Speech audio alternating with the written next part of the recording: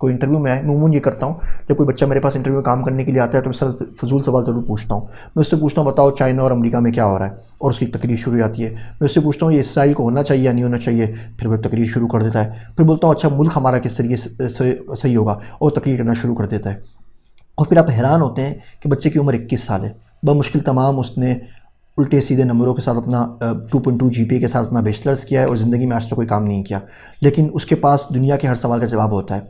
और एक बहुत अच्छा इंडिकेटर होता है ये मालूम करने के लिए कि उसका जहन आवारा है। खुद वो आवारा है या नहीं ये तो नहीं कह सकता मैं, लेकिन जहन ज़रूर आवारा है जो हर वक्त कुछ ना कुछ सोचता रहता है। जब जहन को फ़रागत का टाइम ही नहीं मिलेगा तो पढ़ेगा कब, अल्लाह को कब याद करेगा, रिफ़्लेक्शन कब करेगा अपने ऊपर कि ज़िंदगी कैसे गुजरी, कहाँ जा रहा था, कहाँ पहुँच गया है, कुछ पता नहीं लगेगा। बड़ा अच्छा शेर है, कदम सूए मरकद नज़र सूए दुनिया, किधर देखता है कहाँ जा रहा है। अल्लाह मुझे और आप सबको इस ज़हनी आवारगी से बचाए।